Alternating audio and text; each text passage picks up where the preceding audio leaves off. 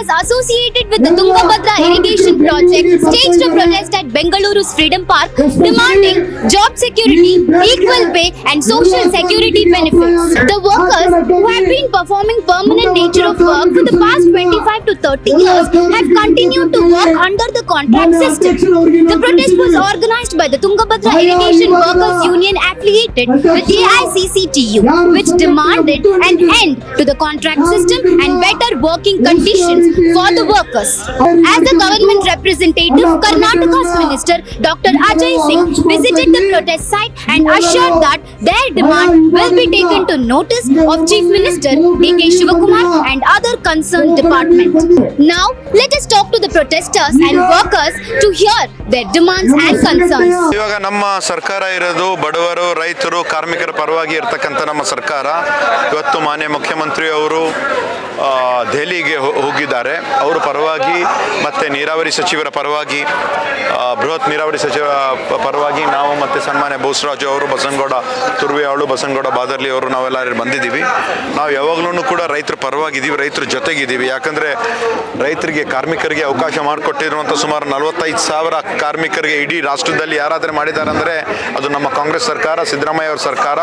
ಮತ್ತು ಹಲವಾರು ಬೇಡಿಕೆಗಳು ಏನಿದೆ ಅದನ್ನು ನಾವು ಸ್ಪಂದಿಸ್ತೀವಿ. ಬಹುಶಃ ಒಂದು ನಿಯೋಗ ಇವಾಗ ನಾಗಯ್ಯ ಸ್ವಾಮಿಯವರಾಗಲಿ, ಮೈತ್ರಿಯವರಾಗಲಿ, ಅಪ್ಪಣ್ಣವರಾಗಲಿ ಅವರೆಲ್ಲರೂ ಸೇರಿ ಇಲ್ಲಿ ಬಂದಿದ್ದಾರೆ. ಅವ್ರ ಜೊತೆ ಒಂದು ನಿಯೋಗ ಕರ್ಕೊಂಡು ಹೋಗಿ ಒಂದು ಮೀಟಿಂಗು ಕೂಡ ನಾವು ಮಾಡ್ತೀವಿ. ನಮ್ಮ ಮುಖ್ಯವಾಗಿ ಏನು ಒತ್ತಾಯ ಇದೆ ಅಂದರೆ, ಕಾರ್ಮಿಕರು ಏನು ಕೆಲಸ ಮಾಡ್ತಾ ಇದ್ದಾರೋ ತುಂಬ ಪ್ರಮುಖವಾಗಿರೋ ಕೆಲಸ, ಕಾರ್ಮಿಕರು ಕೆಲಸ ಮಾಡಿಲ್ಲ ಅಂದರೆ ಕನಲೇ ನಡೆಯಲ್ಲ. ಆ ಥರ ಇರಬೇಕಂದ್ರೆ ಗುತ್ತಿಗೆ ಹೆಸರು ಕೊಟ್ಬಿಟ್ಟು ಅವ್ರ ಹಕ್ಕು ಮೇಲೆ ತುಳಿಯೋದು ತುಂಬ ತಪ್ಪು. ಗುತ್ತಿಗೆ ಪದ್ಧತಿ ಸಂಪೂರ್ಣವಾಗಿ ತೆಗಿಬೇಕು, ಎಲ್ಲರನ್ನೂ ನೇರ ಪಾವತಿಗೆ ತಂದು ಕಾಯಂ ಮಾಡಬೇಕು ಅಂತ ನಾವು ನಮ್ಮ ಮೊದಲನೇ ಒತ್ತಾಯ. ಎರಡನೇದು, ಡಿಸೆಂಬರ್ ತಿಂಗಳಿಂದ ಅವ್ರಿಗೆ ಪೇಮೆಂಟ್ ಬಂದಿಲ್ಲ. ಈಗ ನಾವು ಆಗಸ್ಟಲ್ಲಿ ಇದ್ದೀವಿ, 8 ತಿಂಗಳು ಪೇಮೆಂಟ್ ಬಂದಿಲ್ಲ ಅಂದರೆ ಹೇಗೆ ಜೀವನ ಮಾಡಬೇಕು ಅಂತ ಎಲ್ಲರೂ ಯೋಚನೆ ಮಾಡಬೇಕಾಗಿರೋದು. ಅದಕ್ಕೆ ತಕ್ಷಣ ಅವ್ರಿಗೆ ಏನೇನು ಬಾಕಿ ಪೇಮೆಂಟ್ ಇದೆಯೋ ಆ ತಕ್ಷಣ ಅವ್ರಿಗೆ ಪೇಮೆಂಟ್ ಆಗಬೇಕು ಅಂತ ನಮ್ಮ ಎರಡನೇದು. ಮೂರನೇದು, ಸಾಮಾಜಿಕ ಭದ್ರತೆ, ಕೆಲಸದ ಭದ್ರತೆ ಮತ್ತು ಪೇಮೆಂಟು ಟೈಮಿಗೆ ಕೊಡಬೇಕು, ಕಾನೂನು ಪ್ರಕಾರ ಅವ್ರು ನಡೆಸ್ಕೋಬೇಕು, ESI PF ಅದು ಎಲ್ಲ ಕೊಡಬೇಕು. ಅದ್ರ ಬಗ್ಗೆ ನಾವು ಮುಖ್ಯವಾಗಿ ಒಂದು ಒತ್ತಾಯ ಇಟ್ಟಿದ್ದೀವಿ. ಸೊ ಇವಾಗ ಸಚಿವರು ಬಂದು ಕಾರ್ಮಿಕರು ಏನು ಕೆಲಸ ಮಾಡ್ತಾ ಇದ್ದಾರೋ ತುಂಬ ಸೀರಿಯಸ್ ಆಗಿ, ಅವ್ರು ತುಂಬ ಮುಖ್ಯವಾಗಿರೋದು ಈ ಇಶ್ಯೂನ ತುಂಬ ಸೀರಿಯಸ್ ಆಗಿ ನೋಡ್ತೀವಿ ಅಂತ ಮಾತು ಕೊಟ್ಟಿದ್ದಾರೆ. ಸೊ ಅವರು ಈ ವಿಷಯದಲ್ಲಿ ತಕ್ಷಣ ಕ್ರಮ ತಗೋಬೇಕು ಅಂತ ನಮ್ಮ ಒತ್ತಾಯ ಇದೆ. ನೀರಾವರಿ ಕಾರ್ಮಿಕರ ಬೇಡಿಕೆಗಳನ್ನು ಇಟ್ಟುಕೊಂಡು ಇವತ್ತು ಫ್ರೀಡಂ ಪಾರ್ಕಲ್ಲಿ ಏನು ಹೋರಾಟ ನಡೀತಾ ಇದೆ. ಭಾಳ ಮುಖ್ಯವಾಗಿ ಸುಮಾರು 25-30 ವರ್ಷಗಳಿಂದ ಇವರು ಕಾಂಟ್ರಾಕ್ಟ್ ಪದ್ಧತಿಯಲ್ಲಿದ್ದರು. ಕಂಪ್ಲೀಟ್ ಕಾಂಟ್ರಾಕ್ಟ್ ಗುತ್ತಿಗೆ ಪದ್ಧತಿಯನ್ನು ರದ್ದು ಮಾಡಬೇಕು. ಈ ಕಾರ್ಮಿಕರನ್ನ ನೇರ ಪಾವತಿ ಮಾಡಬೇಕು. ಕನಿಷ್ಠ 6 ತಿಂಗಳ ವೇತನ ಬಾಕಿ ಇದೆ. ಈ ಪ್ರಮುಖ ಬೇಡಿಕೆಗಳನ್ನು ಇಟ್ಕೊಂಡು ಇವತ್ತು ಹೋರಾಟ ಮಾಡ್ತಾ ಇದ್ವಿ. ಮುಖ್ಯವಾಗಿ ನಮ್ಮ ಜಿಲ್ಲೆಯ ಉಸ್ತುವಾರಿ ಸಚಿವರಾದಂಥ ಅಜಯ್ ಸಿಂಗ್ ಅವರು ಮತ್ತು ನಮ್ಮ ಜಿಲ್ಲೆಯ ಪ್ರಭಾವಿ ರಾಜಕಾರಣಿಗಳಾದಂಥ NS ಬೋಸರಾಜ್ ಅವರು ಮತ್ತು ಇವ್ರ ಜೊತೆಗೆ ನಮ್ಮ ಜಲಸಂಪನ್ಮೂಲ ಇಲಾಖೆಯ ಸಚಿವರ ಜೊತೆಗೆ ಮಾತಾಡಿ ಈ ಕಾರ್ಮಿಕರ ಬೇಡಿಕೆಗಳು ಏನಿದೆ ಅದನ್ನು ಈಡೇರಿಸುವ ನಿಟ್ಟಿನಲ್ಲಿ ಸರ್ಕಾರ ಬದ್ಧ ಅಂತ ಮಾತು ಕೊಟ್ಟಿದ್ದಾರೆ. ಇವತ್ತು ನಾವು ಈ ಹೋರಾಟ ಸರ್ಕಾರ ಭಾಳ ಗಂಭೀರವಾಗಿ ತೊಗೊಂಡಿಲ್ಲ ಅಂದರೆ, ಕಾರ್ಮಿಕರ ಬೇಡಿಕೆಗಳನ್ನು ಈಡೇರಿಸಿಲ್ಲ ಅಂದರೆ ಒಂದು ದೊಡ್ಡ ಥರದ ಒಂದು ಈ ಹೋರಾಟ ನಾವು ತೀವ್ರಗೊಳಿಸಬೇಕಾಗುತ್ತಂತ ಈ ಮೂಲಕ ನಾನು ಕರೆ ಕೊಡ್ತಾ ಇದ್ದೀನಿ. Tungabhadra Dam is very important for the state, for the entire Kalyana Karnataka region especially, and lakhs of farmers are dependent on that. And the water comes from the dam because there are thousands of workers who maintain the dam, who maintain the canals. Now what has happened is all these workers are contract workers. Since many years they've been working on contract. They have not been paid minimum wages. Many of them are not getting PF. They are not getting ESI. What they're asking is that all the workers have to be moved from contract to direct payment system.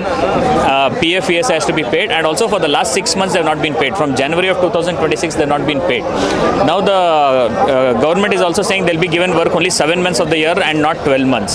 And the other 5 months when the water is not there in the dam, there'll be a lot of other work, deweeding, cutting, a lot of plants which have grown there, etc. They want to give it to a contractor. The workers are saying don't give it to a contractor, give it directly to the workers and pay. Since 20-25 years people are working. suddenly how can you say only 7 months of a year will pay you, 5 months we will not pay you? So these are the main demands. That the balance payment has to be made, that they have to be moved to direct payment system, that ESI and PF has to be given whatever is due, and all the labor laws have to be followed.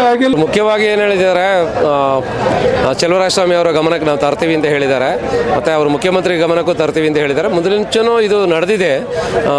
ಮುಖ್ಯವಾಗಿ ಇವತ್ತು ಏನು ನನಗೆ ಒಂದು ಸಂತೋಷ ಏನಂದರೆ, ಸಚಿವರೆಲ್ಲರೂ ಬಂದು ಮನವಿ ಸ್ವೀಕರಣ ಮಾಡಿ ಕಾರ್ಮಿಕರಿಗೆ ನಾವು ಖಂಡಿತ ಇದನ್ನು ಫಾಲೋ ಮಾಡ್ತೀವಿ ಅಂತ ಹೇಳಿದ್ದಾರೆ. ಮತ್ತು ಅವ್ರಿಗೆ ಸಚಿವರಿಗೂ ಗೊತ್ತಿದೆ 371J ಅಂದರೆ ಏನು ಅಂತೇಳಿ, ಅವ್ರಿಗೂ ಅದ್ರ ಬಗ್ಗೆ ಭಾಳ ಒಂದು ಇದಿದೆ. ಯಾಕೆಂದರೆ 371J ತಂದಿದ್ದೇ ಈ ಸರ್ಕಾರಗಳೇ, ನಮಗೆಲ್ಲ ಗೊತ್ತಿರ್ಬೋದು. ಸಾವಿರಾರು ಜನ ಪೌರ ಕಾರ್ಮಿಕರು ಸಹ 371Jನಲ್ಲಿ ಬೆಂಗಳೂರಲ್ಲಿ ಕೆಲಸ ಸಿಕ್ಕಿದೆ. ಇಂಥ ಪರಿಸ್ಥಿತಿ ಇರಬೇಕಾದ್ರೆ ಇವರೇನು ದೊಡ್ಡ ಸಂಖ್ಯೆಯಲ್ಲಿಲ್ಲ, ಇರೋದೇ ಒಂದು 1200-1300 ಜನ ಕಾರ್ಮಿಕರಿದ್ದಾರೆ. ಮತ್ತು ಅದು ಎಲ್ಲ ಜಿಲ್ಲೆ 4 ಜಿಲ್ಲೆಗಳಲ್ಲಿ ಹರಡಿಕೊಂಡಿರೋದ್ರಿಂದ ಒಂದು ಜಿಲ್ಲೆಯಲ್ಲಿ ಒಂದು 50-100 ಜನಕ್ಕೆ ಕೆಲಸ ಕೊಡೋದು ಸರ್ಕಾರದ ಜವಾಬ್ದಾರಿ. ಅದು ಯಾಕಿಲ್ಲ ಅಂತ ಹೇಳಿದ್ರೆ ಅದೇ ಕಾರ್ಮಿಕರು ನಾಳೆ ಗುಳ್ಳೆ ಹೊಡೆದು ಬೆಂಗಳೂರಿಗೆ ಬಂದು ಬೆಂಗಳೂರಲ್ಲಿ ನಾವು ಫುಟ್ಪಾತ್ಗಳಲ್ಲಿ ಅಲ್ಲಿ ಶೆಡ್ಗಳಲ್ಲಿ ನಮ್ಮ ಜನ ಅವ್ರಿಗೆ ಜವಾಬ್ದಾರಿ ಕೊಡಬೇಕಾಗಿದ್ದು ಅನ್ಯಾಯ ಆಗಿದೆ. ಅವರಿಗೆ ಹಲವಾರು ವರ್ಷಗಳಿಂದ ಆ ಜನಾಂಗಕ್ಕೆ ಅನ್ಯಾಯ ಆಗಿದೆ. ಆ ಅನ್ಯಾಯವನ್ನು ಸರಿಪಡಿಸಬೇಕಾದ್ರೆ ಸರ್ಕಾರ ಇವ್ರನ್ನ ನೇರ ನೇಮಕಾತಿ ಮಾಡಬೇಕು, ನೇರ ಪಾವತಿ ಆದರೂ ತರಿಸಿ ಅವರಿಗೆ ನ್ಯಾಯ ಕೊಡಿಸ್ಬೇಕು. ಅದು ಮಾತ್ರ ಅಲ್ಲ, ಅವ್ರಿಗೆ 4 ತಿಂಗಳದ್ದು ಅವ್ರದ್ದೇನು ವೇತನ ಬಾಕಿ ಇದೆ ಅದು ಅಕ್ಷಮ್ಯ ಅಪರಾಧ. ಅದು ಮಿನಿಮಮ್ ವೇಜ್ ಆ್ಯಕ್ಟಲ್ಲೂ ಕನಿಷ್ಠ ವೇತನ ಇದರಲ್ಲಿ ಕಾಯ್ದೆಗಳಲ್ಲಿ ಇದೆ. ಯಾಕೆಂದರೆ ಒಂದು ಸರ್ಕಾರ ಅವರಿಗೆ ಬೋನಸ್ ಆಗಲಿ ಇಲ್ಲ ಇದು ಕೊಡೋಕ್ಕಾಗೋದಿದ್ದ ಆ ಸಂಸ್ಥೆ ನಡೆಸುವಂಥ ಅವಶ್ಯಕತೆ ಇಲ್ಲ. ಆದರೆ ಇದು ಬಂದು ನೀರಾವರಿ ಅಂತ ಹೇಳೋದು ಎಸೆನ್ಷಿಯಲ್ ವರ್ಕ್ ಥರ ಇದೆ ಇದು. ಯಾಕೆಂದರೆ ರೈತರಿಗೆ ಏನಾದರೂ ಈ ಕಾರ್ಮಿಕರೇನೋ ಕೆಲಸ ನಿಲ್ಲಿಸಿದ್ರೆ ರೈತರು ದಂಗೆ ಎದ್ಬಿಡ್ತಾರೆ. ಅದರಿಂದ ಸರ್ಕಾರ ಇದ್ರ ಬಗ್ಗೆ ಗಮನ ಹರಿಸಬೇಕು. ಸಚಿವರಿಗೂ ಅದು ಮನೆಯವರಿಗೆ ಆಗಿದೆ, ಮಾಡಿಕೊಟ್ಟಿದ್ವಿ, ಖಂಡಿತ ಅವರು ಮಾಡ್ತಾರೆ ಅಂತ ಹೇಳೋ ಭರವಸೆ ನಮಗಿದೆ. ತುಂಗಭದ್ರಾ ಎಡದಂಡೆ ಕಾಲುವೆ ತುಂಗಭದ್ರದಿಂದ ಇವತ್ತು ಸುಮಾರು 1500 ಜನ ಬೃಹತ್ ಪ್ರತಿಭಟನೆಯಲ್ಲಿ ಪಾಲ್ಗೊಂಡಿದ್ದೇವೆ. ಸುಮಾರು 25-30 ವರ್ಷಗಳಿಂದ ನಿರಂತರ ರೈತರ ಹೊಲಗಳಿಗೆ ಮೇಲ್ಭಾಗದ ಮತ್ತು ಕೆಳಭಾಗದ ರೈತರಿಗೆ ಸಾಮರಸ್ಯ ಕಾಪಾಡ್ತಕ್ಕಂಥ ಕೆಲಸ, ನೀರು ಮುಡಿಸ್ತಕ್ಕಂಥ ಕೆಲಸ ಸುಮಾರು ನಾವು ಮಾಡ್ತಾ ಇದ್ದೀವಿ. ನಮಗೆ ಕನಿಷ್ಠ ವೇತನ ಇಲ್ಲ. ಸುಮಾರು 13-12 ಸಾವಿರ ಕೊಡ್ತಕ್ಕಂಥ ವೇತನವನ್ನು 5 ತಿಂಗಳ 6 ತಿಂಗಳ ಆದ್ರೂ ಕೂಡ ಇನ್ನು ಅಧಿಕಾರಿಗಳು ಕೊಡ್ತಾ ಇಲ್ಲ. ಯಾವ ಏಜೆನ್ಸಿನೂ ಇಲ್ಲ. ಇಲ್ಲಿ ನೇರವಾಗಿ ಇಲಾಖೆಯ ಇಂಜಿನಿಯರ್ಗಳೇ ನಮಗೆ ಮೇಲುಸ್ತುವಾರಿ ಇರೋದರಿಂದ ಸಂಪೂರ್ಣವಾಗಿ ಅದು ಹೊರಗುತ್ತಿಗೆ ಅಂತಕ್ಕಂಥದ್ದು ನಕಲಿ ಇರುವುದರಿಂದ ಅದನ್ನು ತಕ್ಷಣಕ್ಕೆ ರದ್ದು ಮಾಡಬೇಕು. ಸುಮಾರು ನಮ್ಮ ತುಂಗಭದ್ರದಿಂದ ಕರ್ನಾಟಕ ಸರ್ಕಾರಕ್ಕೆ 5,000 ಕೋಟಿ ಒಂದು ಕ್ರಾಪ್ ಬಂತಂದರೆ 5,000 ಕೋಟಿ ತೆರಿಗೆ ಬರ್ತೈತಿ. ಅಂಥ 5,000 ಕೋಟಿ ತೆರಿಗೆ ಬರ್ತಕ್ಕಂಥ ಸರ್ಕಾರಕ್ಕೆ ಬರ್ತಕ್ಕಂಥ ಇದರಲ್ಲಿ ನಾವು ಕಾರ್ಮಿಕರು ಕೆಲಸ ಮಾಡ್ತಾ ಇದ್ದೀವಿ. ಕಾರ್ಮಿಕರಿಗೆ ಕನಿಷ್ಠ ವೇತನ ಇಲ್ಲ, ಕನಿಷ್ಠ ವೇತನ ಕೊಡಬೇಕು. ಆಮೇಲೆ ನೀರಿದ್ದಾಗ ನೀರು ನಿರ್ವಹಣೆ, ನೀರಿಲ್ದಾಗ ಸುಮಾರು ಕೆಲಸ ಇರ್ತವೆ, ಕಾಲೇಜ್ ಹೂಳು ತೆಗೆಯೋದು, ಜಂಗಲ್ ಕಟ್ಟಿಂಗು ಅಂಥ ಕೆಲಸ ಹಚ್ಚಿ ವರ್ಷ ಪೂರ್ತಿ ನಿರಂತರ ಕೆಲಸ ಕೊಡ್ಬೇಕಂತೇಳಿ ನಾವು ಈ ಮೂಲಕ ತಮ್ಮ ವಿಶೇಷ ಇದು ಮಾಡಿಕಾಸಿ ನಾವು ಧನ್ಯವಾದಗಳನ್ನು ಹೇಳ್ತಾ ಇದ್ದೀವಿ. The struggle of the Tungabhadra workers is something that's been going on for almost 15 years now. All the workers who have come today, more than 1,000 of them who have come today, they are working in the Tungabhadra project, Munirabad Dam, in the canals as canal workers, as Saudis, in offices, etc. for the last 20-25 years. But even though they are working for 25 years, they are saying that they are contract workers. And on that basis, payment is irregular, they don't get payment on time, monthly payment is not made, no ESI, PF, nothing. Our demand has been that the contract labor system should be abolished, workers should be made permanent, and whatever social security is there, it should be given to them. So today when we spoke with the ministers, last 2 days we've been speaking, we spoke also to the irrigation minister, Mr. Chennarayasamy, and we told them that you abolish the contract labor system, you bring the workers within direct payment as you did for Paura Karmikas, and from December till today, whatever wages are due, you have to pay that to them. That we have said that, of course, when we met the minister also, they said we will immediately look into this, we'll act to this. There's an order of the High Court also which they have to comply with. So let us see.